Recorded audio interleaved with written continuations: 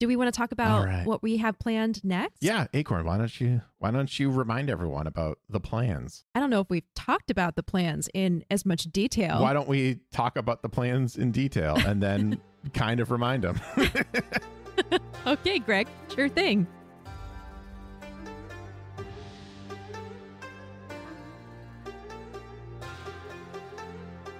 Hey there, everyone, and welcome to Avatar, the podcast. I am Acorn Bandit. And I am Booster Greg, the Avatar. That's my favorite introduction yet. I have to say. So too. That's the best one. We had to do something different for the recap episode. We had to. It's a different kind of episode, so we had to do a different kind of introduction. We'll workshop it by the time we get to that recap episode. Yes, as we said last episode, we are going to be doing a recap or a reliving of our favorite moments, characters, and more from the entire first book, which is the Book of Water.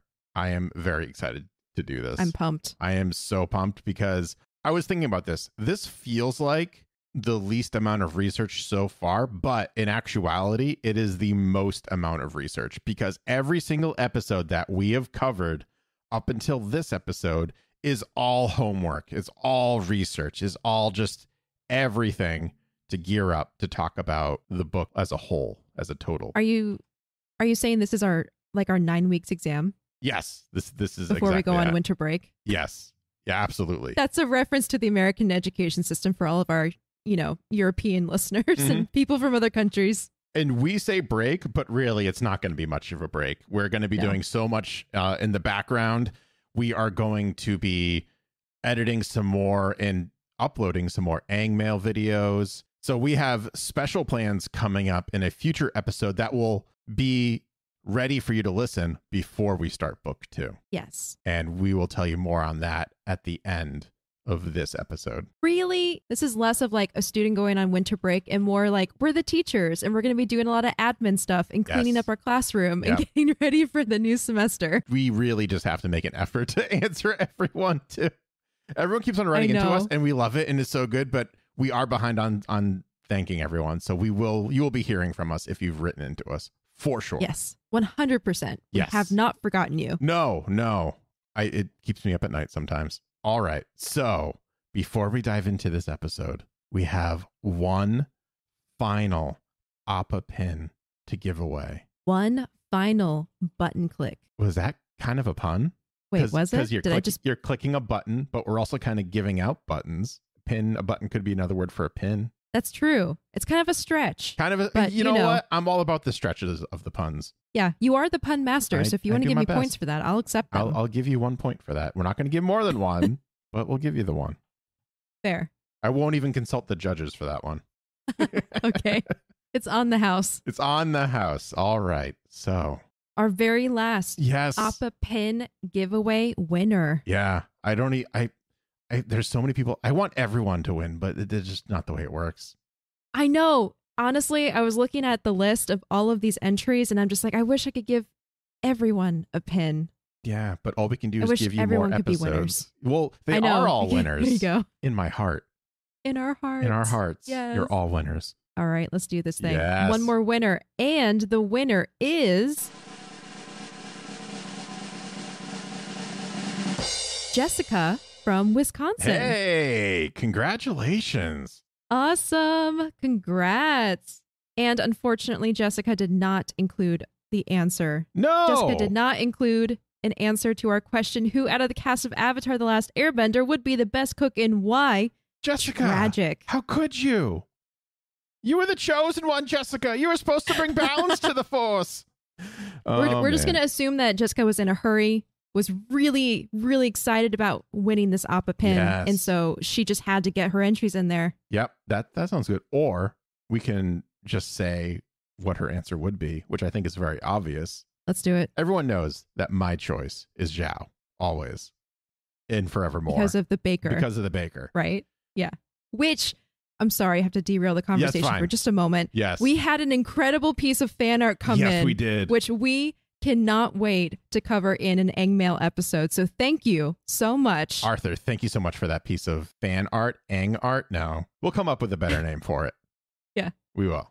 All right. So here's the thing, right? Back on track for the off track. Yes.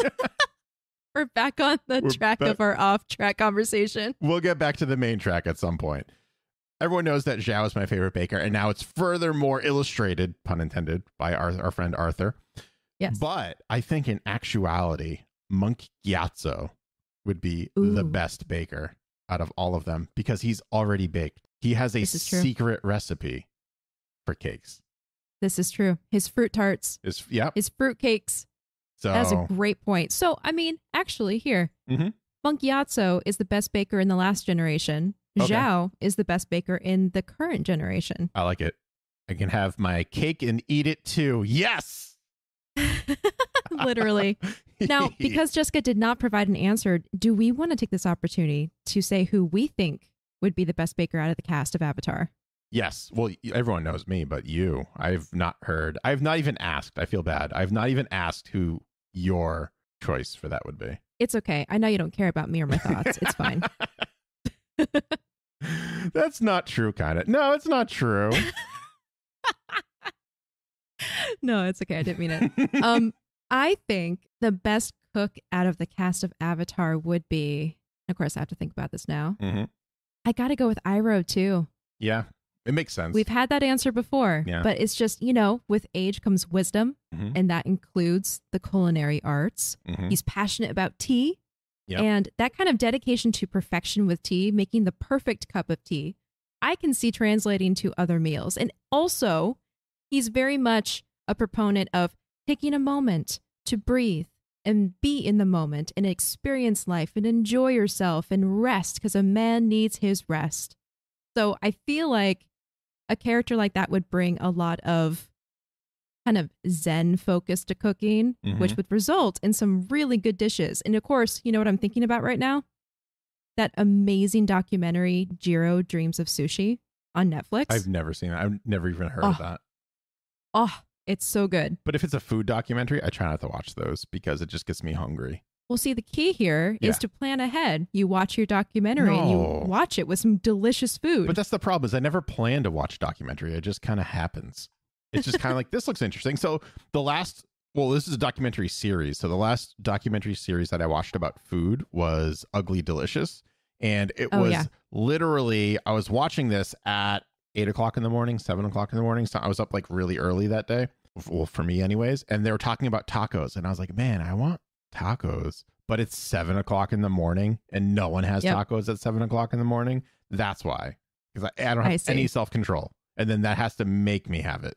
Well, here you go. Yes. Now you have homework. You can prepare. Man. You can go get some delicious sushi and put on your Jiro Dreams of Sushi. And also, this goes to any other listeners. If you enjoy the Japanese culture and you like sushi and you like documentaries, do yourself a favor and watch Jiro Dreams of Sushi. So all of that was just a long-winded way of answering the question. Now we're going to get back to Jessica and say congratulations, Jessica. Congratulations. We are going to be sending you an email shortly where we can collect your shipping address so we can ship you your Appa Pin. Yeah.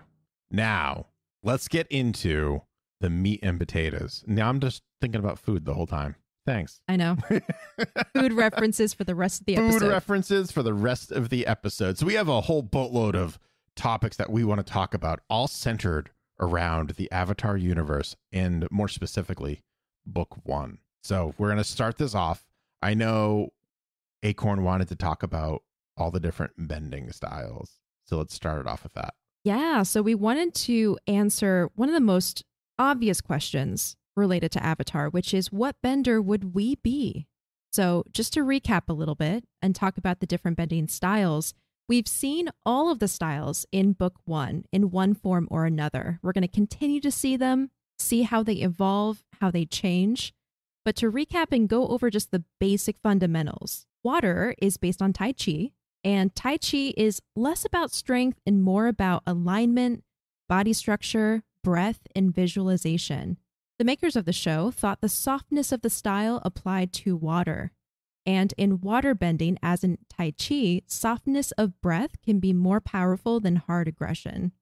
Air is based on Bagua, The style is also known as circle walking because the fighters are known for moving in a circle, constantly spinning back and forth.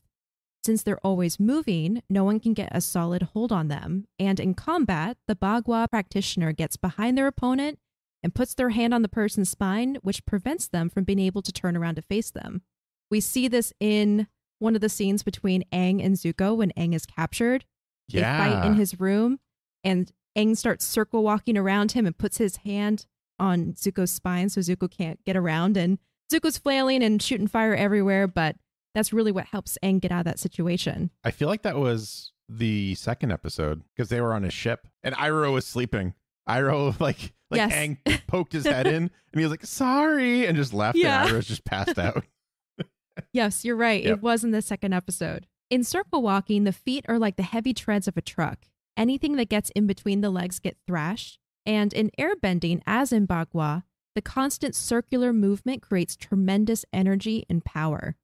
Moving on from there to earthbending, the Hungar style of Kung Fu was used as inspiration. And the Hungar style is a style known for its strong stances and rooting to the ground. Hungar is a southern tradition of Chinese Kung Fu, and the Hungar practitioner generates power by strong stepping, using low stances and strong transitions from left to right.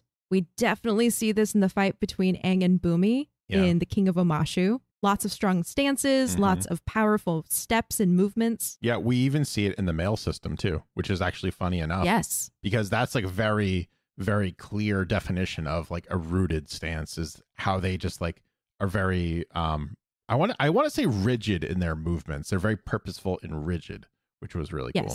Yeah, very direct movements. Yes, yeah. Hungar is actually based on the movements of animals, especially the tiger, which represents hard power, and the crane, which stands for soft power. Sometimes it's called the tiger and crane style because of this. Strongly rooted to the ground, earthbenders use Hungar skills to tap into the immense power of the planet. And lastly, we have fire, which is based on the Northern Shaolin Kung Fu.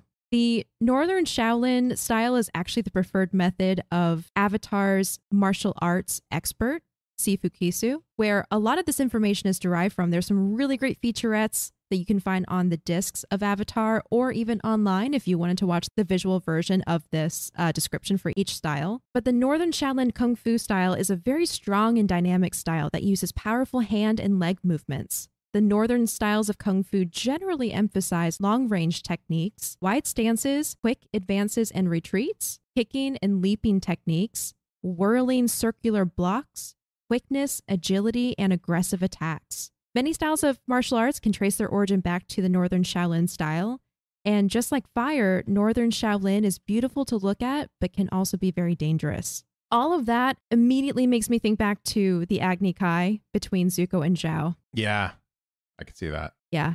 The quick advances and quick retreats, the whirling circular blocks, that quickness, that agility. We saw all of that in their fight. And so with all of the styles being described, I mean, that is something that I will never stop being passionate about. The fact that they took these very real world examples and turned them into animation to build out this world, because in doing so, we have very distinct cultural identities for each of the nations. Mm-hmm. And so what kind of bender do you think you would be, Greg? That's a great question. I'm torn between two different bending styles, air and fire. Ooh, I love that. Because I like how freeing the air style is, and especially how Aang kind of utilizes it. And I remember in Korra how Aang's descendants or grandkids or great-grandkids, whatever they are, like the little airbenders, how they kind of use it, which is very Aang-like still. But, you know, you can fly around, you know, you can really kind of manipulate most of the other elements with it. And it's a very good overall style. But I also think, I mean, fire is really cool looking too. But it's also, I think it shows a good firebender and with discipline, because it could be very easy to be undisciplined with that power, because it's all about rushing in and rushing out. So you could, and I think it's the very definition of like a hothead. Like, right? Like not just like visually and literally, but metaphorically, if someone can rush in, do it but they can, and then be like, oh no, I haven't analyzed the situation correctly, and then rush out. Or you can take the discipline, which goes against your very nature. If you define a bender by the element in which they're bending, just to sit there and watch the battlefield is very much against what their instincts are, essentially. Yeah. Also, you can also fly with fire bending. So I think it's all about flying. Jet powered. I think it's all about flying for me. Well, it's not really flying. I'm hearing that. With air. With air bending, it's definitely flying. But with fire bending, it's more like jump packs. So I think it's the difference of, do I want a jump pack or do I want a jet pack? Right. Our listeners can't see this, but I find it ironic you're saying this because you are wearing a Superman shirt right now. Yes. Yeah. Yeah. It's flying. Yeah, I can see that. I did also watch that new animated movie this weekend, and I was very happy about it. It was very, cool. very good. But anyways, yeah. So like, it's like the earth bending was never really appealing to me. Like, it's really cool and it's very powerful, but it's just, I don't know, being grounded doesn't really seem like if I could choose one, it's not one I would want to do. Water bending is cool, but like, oh my God, pun in there. I didn't even realize it. But like culturally, it didn't really speak to me. The North definitely didn't speak to me. The South kind of did, but not really. Culturally speaking, I think the air nomads are closest to what I would want to be. They're just like, they are like a little rigid and set in their ways, but they are also very much like freeing and, you know, based on what we've seen so far. So yeah, I don't know. Maybe the air, but by like a hair. The air by a hair. Okay. Maybe. Interesting. What about you? I want to say water for you. Yeah. Well, first I want to say I could definitely see you as a firebender. Yeah. I think that would be a good fit. I like firebending. It's just so cool. I mean, I feel like that's also the typical guy thing to say is firebending. It's the red Ferrari, you know? It is. It really is. Yeah. I think I'd have to go with waterbending for me too. Yeah. I was also torn between waterbending and airbending, and I have been for years. Mm-hmm. I think what tips me over into the waterbending side is it's a little more grounded than airbending is. Yeah. While I love the culture and I love the lifestyle and the ideology and the bending style itself, I feel like on a day-to-day basis, I think I relate more to the waterbending style and the waterbending culture. I feel like both water tribes are just very like isolated. You do know I'm an introvert, right? Yeah, that's fair. That's true too. That's very true. Yeah. Also, really quickly, they're isolated. Isolated. Yeah. Okay. I was holding on to that one for a week. Wow. Yeah. I'm impressed. Yeah, obviously their culture could be better. You know, the Southern Water Tribe doesn't really have a culture in this first season of Avatar, and the Northern Water Tribe has obvious issues with their sexism and patriarchy and all of that. But it changes very quickly after this book and after Avatar: The Last Airbender, because we see when we go back to the Northern Water Tribe in Korra, I do remember it being very different. So I think overall, I would choose waterbending. When we were writing these down, I was like, I feel like Acorn's going to say water. I have a feeling. Yeah. Nice. Yeah. Awesome. I think it matches my personality. I also did Tai Chi for a little bit in college, and it was very calming and very, it felt very natural. I didn't know that. That's cool. All right. So now that we've kind of talked about the bending styles and which ones we think we would like the most or are best suited for us, Acorn, which kingdom would you prefer to live in? Yeah. So taking bending out of it, if this was a conversation about like, if you were a non-bender, because obviously if I'm a water bender, I would be in one of the water tribes. If I wasn't a bender, I would probably want to live in the Earth Kingdom. Me too. Yeah, awesome. I love forests. I love nature. And so to be on a landmass where there's a lot of foliage and a lot of variation too, there's mountains, like we saw Mount Makapu, as well as, I think the swamps are even on that continent, which we haven't gotten to yet, but there's a lot of diversity on the continent, and there's so much room. Yeah. There's so much to explore. Yeah. Yeah. For me, it was a process of elimination. Yeah. Because I don't really want to live under Fire Lord Ozai's rule, and I don't really want to live in the Northern Water Tribe. The Southern one was very tempting. I think it's kind of weird. I think there's something kind of romantic about how they're redefining their culture in the Southern Water Tribe. Like they still have their like sexist ways and stuff like that, but they're such a small group that there's so much potential to change and for that change to grow and expand. I think that's like a really neat idea that I don't think they ever really dive into. No pun intended on that one, but yeah, but yeah, it was a process of elimination where I was like, yeah, like I think the Earth Kingdom, but then also like Boomy is your king, which is awesome. He is specifically the king of Amashu. We haven't gotten to this yet. We're gonna meet the actual king of the whole Earth Kingdom. Oh, I didn't realize there was like a hierarchy of kings. Yeah, interesting. I briefly touched on it in the King of Amashu, and we're gonna revisit it when we go back to Omashu, which we'll do in the second book. Yeah, well, I would like to live in Omashu and just like hang out with Boomy and hear his amazing jokes, and then hang out with the guard who just like coughs at the bad jokes. Yeah, you can take turns. Send him on break and be the cough guy. Or I could be the joke guy too and get the coughs. There you go. It goes in so many different ways. Yeah, I want to live in Omashu. Done. All right. So this next question I've actually like really been thinking about, and I genuinely have no idea what your answer will be. So I'm very excited to ask you, what was your favorite episode of this whole entire season? That was really tough. Yeah. I had to narrow it down, and I think I got it down to a top 4. Wow. List.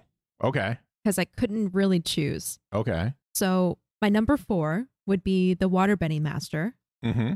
Number 3 would be the Storm. Number 2 would be the Waterbending Scroll. And number 1 would be Winter Solstice Part 2, Avatar Roku. I'm so excited that you did not choose my favorite number 1. It was tough to choose. I'm very surprised. The Waterbending Master, when I first watched this show, and maybe the first couple times I've watched the show, that was probably my number 1 or my number 2. Mm-hmm. And since then, it's bumped its way down to number 4. I think I just don't enjoy it as much as I did when I was younger. That makes sense. Yeah. I mean, like how you perceive the world changes and your tastes change. So that totally tracks for me. Yeah. If I were to choose a top 4, my number 4 would be King of Amashu. Mm-hmm. Number 3 would probably be Jet. Ooh. Number 2 is the Storm, and number 1 is the Blue Spirit.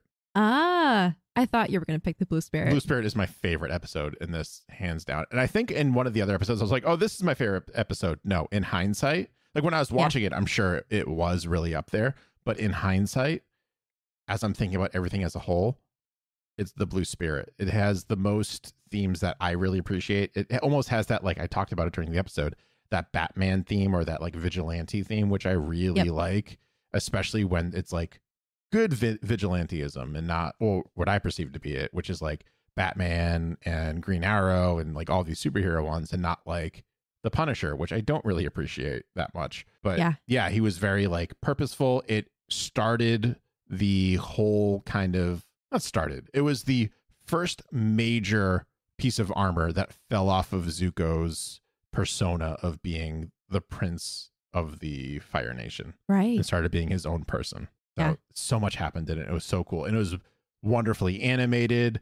Seeing those two fight, even seeing Zuko fighting without any firebending was just brilliant. You saw him use like broadswords. Yeah, you saw him using practical thinking or critical thinking during fighting by using a literal bucket of water to douse firebending, which was brilliant and amazing. Yep. Yeah. That's just, for me, absolutely hands down. I completely understand that, knowing you. Yes. I think for me, Winter Solstice Part 2, Avatar Roku, is my favorite episode because it has all the things I love, which is the spirit world, introduction of culture, world building, and the call to action or the call to adventure, with Roku laying out the stakes of you have until the end of summer to learn all the forms of bending. Like, it's just so exciting. And then the magma bending. Yeah, that we've was talked really about cool. that like what, 6 times now? Yes, I can't. At least that one scene, every time I watch it, I get goosebumps and I like start to tear up because it's just so intense. It's so cool. Yeah. Oh yeah. I mean, there's so many, like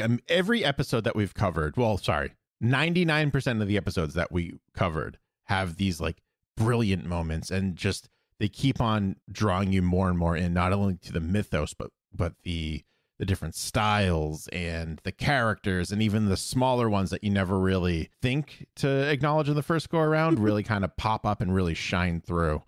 Of course, that 1% is the Great Divide, where nothing really important happens. You mentioned side characters, and I just flash back to, Shayu. That's a reference to our first Aang mail video if you haven't watched it yet. Yeah, it's up there on YouTube with editing brilliance, if I do say so myself. But you can pat yourself on the back. It was good. I will. I am. There we go. All right. Literally even. Yeah.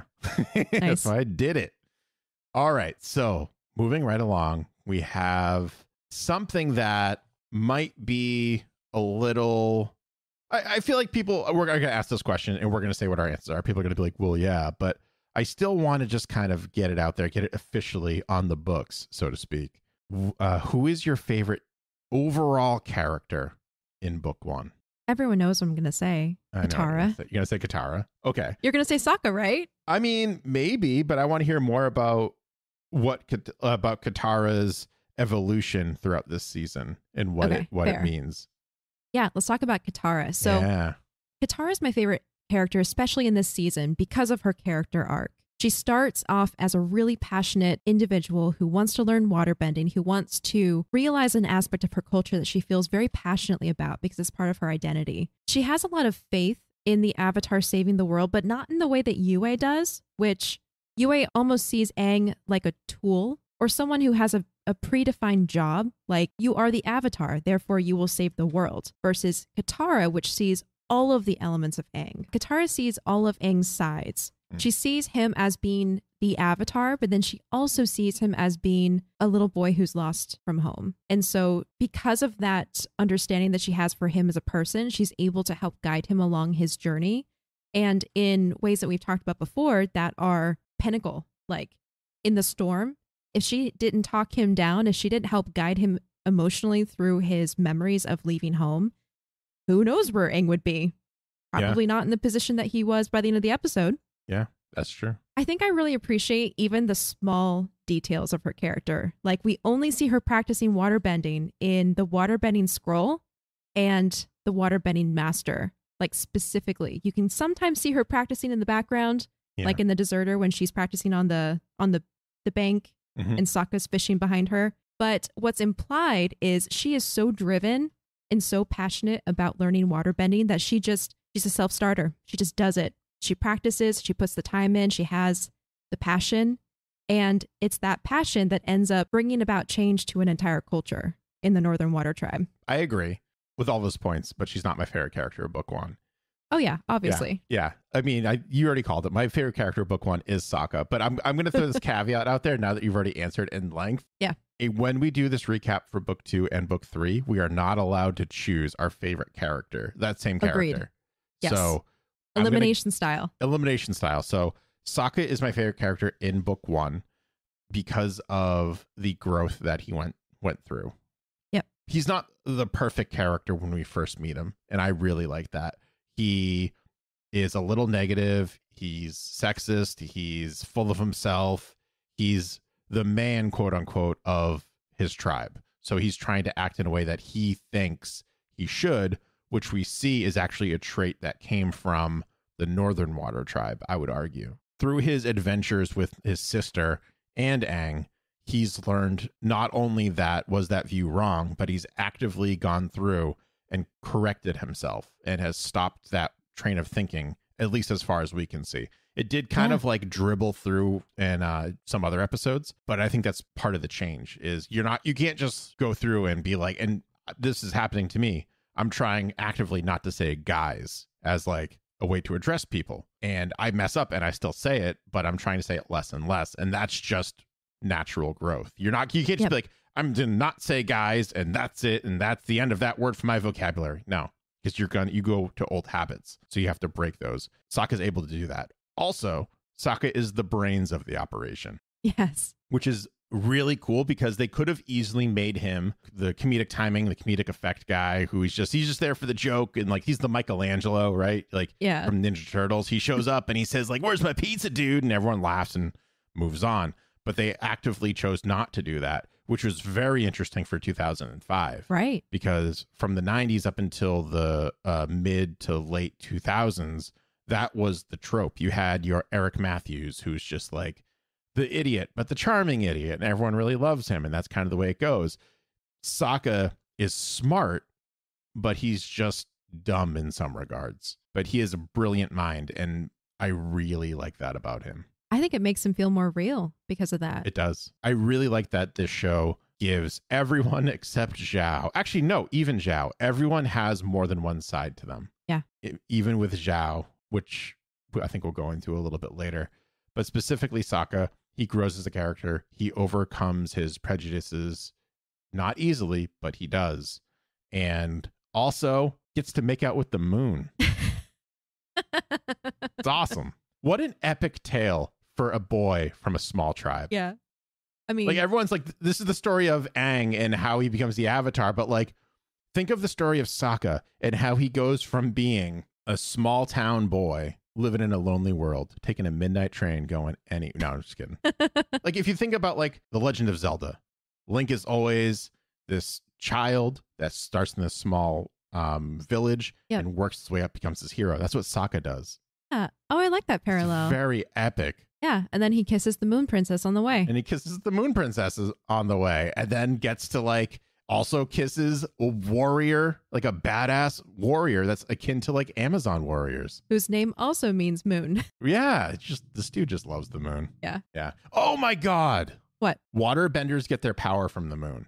Yeah. It's very interesting that they chose the moon imagery for love interests in Sokka's life because he's from the water tribe, even though he's not a waterbender. Yeah. It's very interesting. Oh, I see what you're saying. Like, that just dawned on me. Yeah. So he, coming from the water tribe, fell in love with the moon, or someone named after the moon, which is the source of power for the waterbenders of his tribe. And then he also gets romantically involved with someone who's also named after the moon, which again is the source of power for his people. Yeah. And he also becomes a better person with the help of someone with the name of the moon. Yeah. Puts him on that's the right beautiful. track. That's poetic. Wow. Jeez. It's right there. All right. I feel like I talk about Sokka forever, but we don't really have time for that. I mean, same about Katara, but it's we have 2 more books to go through. We can, stick our thoughts in there. Well, I assume that the growth doesn't stop at book 1 either. So they'll grow more. It's going to be difficult for me to not. Here's my compromise. Katara can't be my MVP of a book anymore, but she can still be my MVP per episode. Yes, when she really stands out, and I'm okay with that. Yeah. Oh yeah. We don't want to put that big of a stop on the conversation where it's like, I want it to be Katara, but it can't be. It's like ignoring the elephant in the room. Yeah, absolutely. So this one I'm so excited to talk about. Yeah. When we were talking about doing a recap episode, I was like, this question popped in my mind first, and I was like, I really want to know Acorn's favorite side characters. So what are they? Yeah, I had to think about this. I know. My top favorite side character is Monkey Yatso. Okay, yeah. I like him a lot too. Also, shout out to Corey. I thought about Corey when I decided on Monkey Yatso because Corey wrote in saying that Monkey Yatso is their MVP for every episode. But I don't know. I just love him. He's like a bright shining spot in the story, not only for the way that he affects Aang and as a mentor and a best friend and a mentor. Did I say mentor already? Maybe, but it's worth repeating. As a mentor, as a best friend. And did I say mentor? Also a mentor. Yeah. That's dumb. Of course. I want to say that again.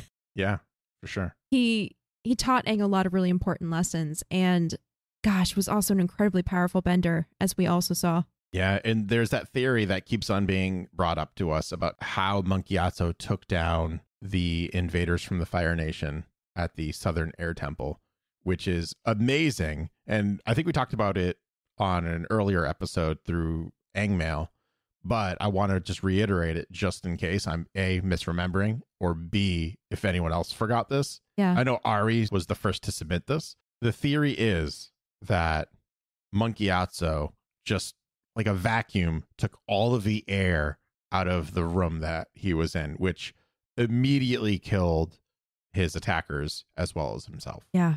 Brutal. Yeah. There's no burns around him. He seems to be sitting very peacefully, so which would imply that he hasn't been burned alive. Yep. So yeah, it's very brutal. It's very interesting to think about. And it also kind of shows the power that Gyatso had for sure. 100%. Yeah. Mine, I'm very much torn. There's so many amazing side characters in this. I think it will be no one's surprise. I think everyone's just yelling at their phone or iPad or however you're listening to this right now. and is saying like, Greg, we all know it's Zhao. Zhao is your favorite side character in book 1. You can do nothing but talk about Zhao all the time.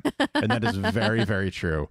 I love how, on a surface level, how one-dimensional he seems. But when we really kind of boil it down, like as we've been doing, he's almost contradictory in his mentality, because we've seen that he can get very hot-headed and when he's angry and rushed and just not think about things. But we've also seen him be very, we've said it before, Jedi-like in his patience and waiting on the battlefield and just waiting one more day, or letting things unfold, or letting Zuko rush ahead and he trail behind, things like that.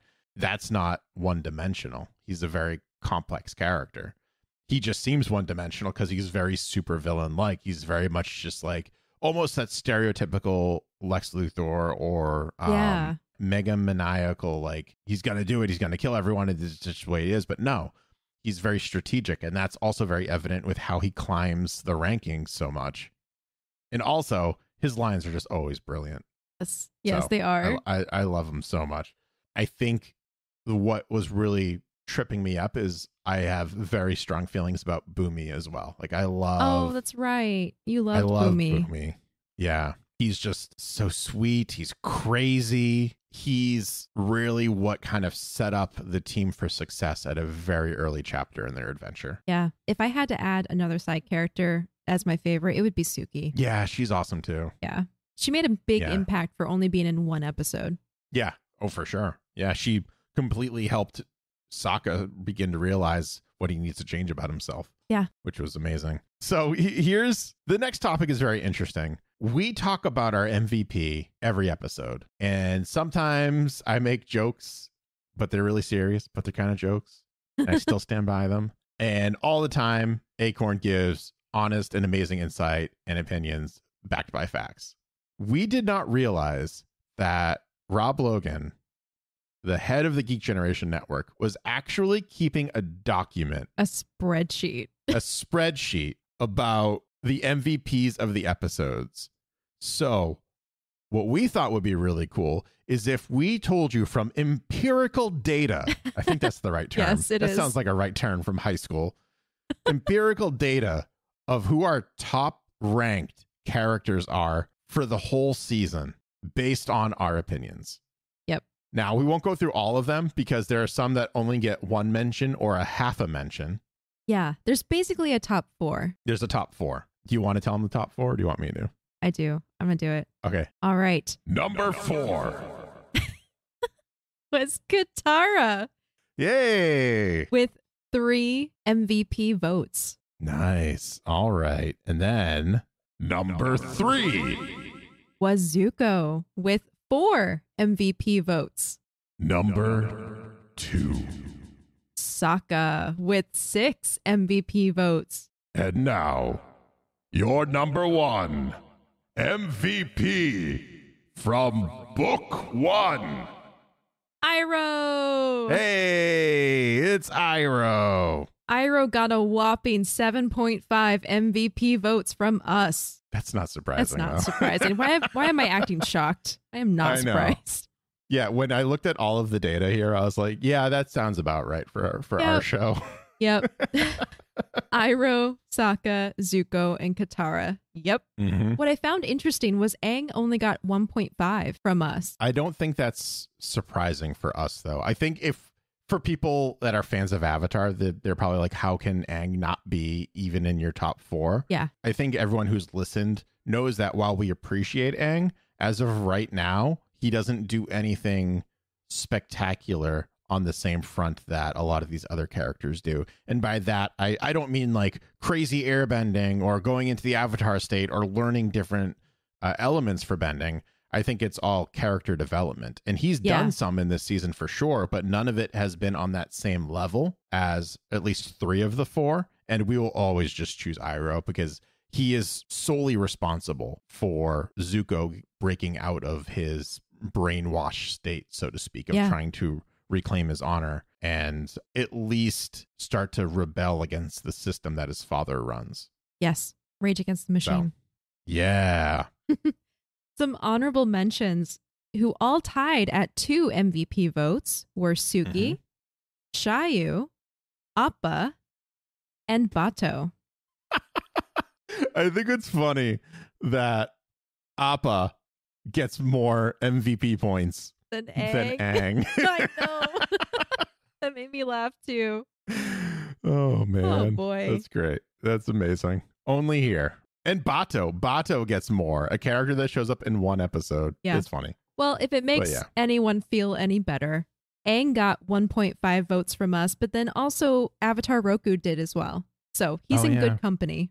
Okay. So now this is going to seem like rehashing a little bit, but I want to know who your MVP of the entire book one is. And I differentiate this. I think we talked about this a little bit offline about like the difference of what this is between our favorite character of book one. Yeah. Because although we can have a favorite character in book one, they may not be the MVP of book one. Because the MVP is very much different. Like there's a reason why we just didn't. I mean, we said Iroh for like less than half of the episodes by the numbers, but there's a reason why it's not all Iroh or all Katara or all Sokka. Because there are traits that the MVP has that help move the plot along, at least in my eyes. Yep, exactly. This is tough. I'm going back in time in my brain, thinking about all the episodes and all the players. Do you want me to tell mine while you're thinking? Yeah, please. So I hinted at this a little bit earlier. For me, the MVP of season 1 is Bumi. Oh, I love that. And that's because his lesson with the trials, with the 3 deadly trials or whatever he called them, taught Aang and Team Avatar to think outside of the box, to not look at everything at face value. And that lesson, as we've illustrated in this season, even though we kind of forgot it at some points, really just every episode almost just showed back up and was really a focus almost of book one. Yeah, that was shocking to me. Once we established that, and then it came up every single episode. I've never noticed that before, but it was such a great theme, a great thread that wove itself through the entire book. Yeah, well, that was like, so a little behind the scenes when we saw that. It was episode 1, 2, 3, 5. Episode 6 actually was Kingdom of Amashu, I believe. We were like, you know what? I wonder, let's just keep a little side doc and let's just see how many times this comes back. And we stopped updating that side doc because it was just every episode. Yeah. It just kept on showing up. So even up until Siege of the North Part 2, it still showed up because you had your quote unquote helpless princess who was just like, oh, it's me. And it's like the C-3PO voice. It's like, I can't even be bothered. Not bothered. That's not right. I can't be seen with you. I am engaged. Oh my. But she's actually has the spirit of the moon inside of her, or part of it anyways, which is incredible. Yeah. It's absolutely like everything. You can't judge a book by its cover. And that's what Bumi taught us. Yep. And you have to think your way around things, and you can't just do the obvious choice. That's it. That's so great. And it's so hidden. Yeah. I want to agree with you and jump on the Bumi boat, the Bumi train, the Bumi bandwagon, and say he's the MVP of the season. But I want to add to that by saying Iroh is my MVP of the season. And I find it fitting because, it's the 2 elderly characters. Yep. The 2 old and wise characters that are guiding the youngsters through this world. But I find it really impressive that one episode with Bumi had such a lasting impact on the narrative of the rest of the book, because you're right. Every episode, there was some aspect of think outside the box, and things aren't always as they seem. All right. So I kind of already said what my moral of the season is, and I'm going to stick to my guns on that. I honestly think what Bumi taught us back in the King of Amashu is the moral of book one. Which is? Be creative with the problem that's presented to you. Yeah. Just, you can't always just judge something right when you see it. You have to be able to assess it and be able to think of maybe multiple ways to kind of get around it. Because sometimes the giant monster chasing the bunny isn't the monster at all, but the bunny itself. Yep. But what about you? What is your moral of the season? I feel like there's so many good ones, and I really love the morals of the episodes that we come up with for each episode. But when looking back on the whole season, I want to say that the moral is family is what you make it to be. Because we not only see that with Aang, who makes Katara, Sokka, Appa, and Momo his new family, but also Zuko. Uncle Iroh has always been there for him, but he's also kind of an adopted family for him. And it's through these adopted families, it's the family that we make that we're able to derive the strength and the lessons and the support that we need to face life's challenges, whether it's getting through the day, finding the avatar, or learning 4 forms of bending by the end of summer. That's a great one. I didn't even think about that one. That one's really good. Well, I didn't remember Boomy, so, we got each other's back. Fair. That's very fair. Yeah.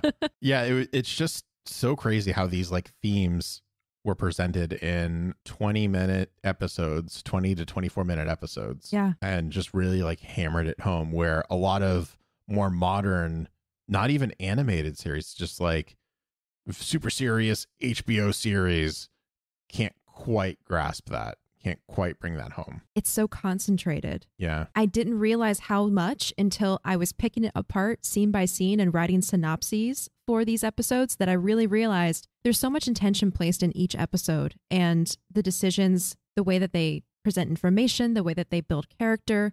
And I have to say I'm spoiled now because the 2 podcasts I do are about Avatar: The Last Airbender and Netflix's original series Dark. And both of those shows share the same thing. There is so much intention in the storytelling, and everything means something. And there's no fluff. There's no empty air. Everything drives the point home. Except for the Great Divide. Except for the Great Divide. That's true. That's the weakest link. Yeah, but even that has that, like, things aren't what they appear to be quite literally with the canyon crawlers. Yeah. Where they ended up just being their mode of transportation out of the canyon, which was, thinking outside the box, using that Boomy lesson overall. Yeah, that was the redeeming factor of that episode, is we still got our season moral of the story still in there. Yeah, it's still in there. So now that we're wrapping up book 1 officially, what are you most looking forward to in book 2? Besides Toph? Yeah. Okay. Besides Toph, what are you most looking forward to in book 2? Oh, man. I'm looking forward to everyone becoming better at bending. I'm looking forward to seeing different cultures, because we have barely scratched the surface of the Earth Kingdom. There's still so much more to see and experience. Mm-hmm. So I guess I could condense that into the world building. I've mentioned before that a lot of book 1 is spent going between small village to small location.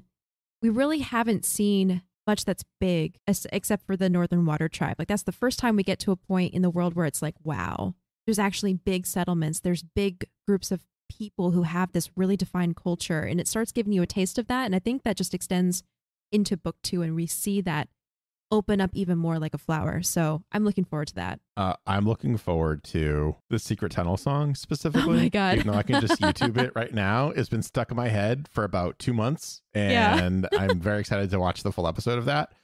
If memory also serves, Appa's Last Day is season 2. It is. Book 2. And I remember being almost crying when I first watched that. So I'm very excited to see. Oh, I did. I mean, we've established that I'm super tough and I don't right. cry. You're resistant to emotions and all that. Resistant to all Meanwhile, emotions. I'm just like blubbering as I watch some of these episodes. So I'm very curious to see if that emotion has changed at all, especially now that like I own my own pets. Like, I've had pets before, but they weren't my pets. Now that I have my own dogs and cat. Oh yeah. Like if that will change anything. So I'm very excited about that.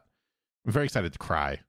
That's a weird way to say that, but there it is. Yeah. And I'm very excited to see the further evolution of Zuko. Yes, absolutely. Okay. Well, with all of that being said, I think that's it. That brings us home. That brings us right home for book 1. Yay. Wow. We did it.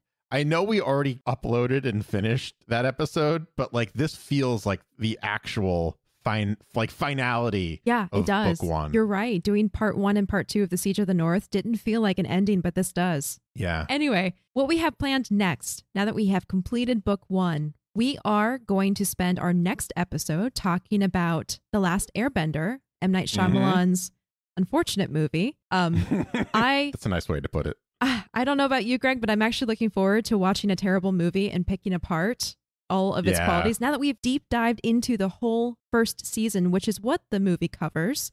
So I'm looking forward to that. And we mentioned it before, but before we jump into book 2, we're going to release more of our Aang Mail episodes on YouTube so we can start fresh together. Thank you again for everyone writing in. I'm really excited to spend the time going over that mail as we prepare for book 2. So you can definitely be sure to catch those videos over on our YouTube channel. So if you haven't subscribed yet, please head on over to YouTube and look up Avatar the Podcast and subscribe now. Yes, absolutely. And we would, again, just like to take a quick moment and just reiterate our thanks for everyone that has joined us throughout all of book 1. And as Acorn said, all of the love and support that have been shown through Aang Mail, through the Messenger Hawk, and that would be Twitter, the 5-star written reviews that have been coming in from all over the world.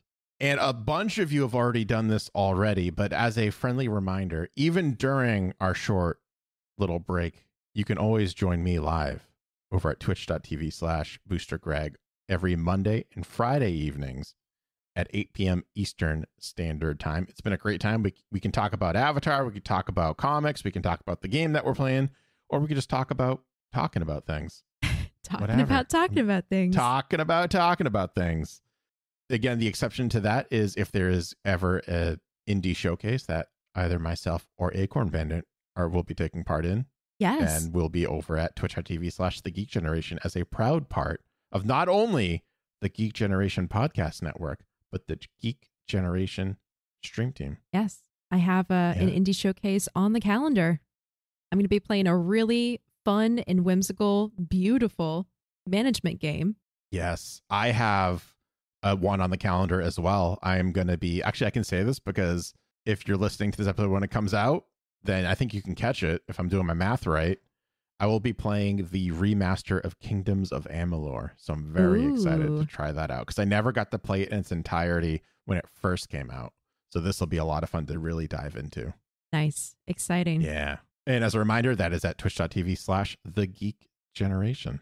And I'm not moving from my little corner on the internet, which is Acorn Bandit on Twitter and joysons.com for my enamel pin website. If you want to check out anything else related to me, you can find a little handy dandy page on joysons.com, which is joysans.com/pages/acorn. On the topic of enamel pins, we do have plans for book 2. And that is all I'm going to say. Yes, I can't wait. It's so exciting. These are exciting times we live in. It is, in spite of all of the, the pile of crap that we've been dished out for 2020. It's actually been kind of a good year when it comes to Avatar. Yeah. And Korra. And all Avatar things. Yes. All right, everyone. See you next time on Avatar the podcast.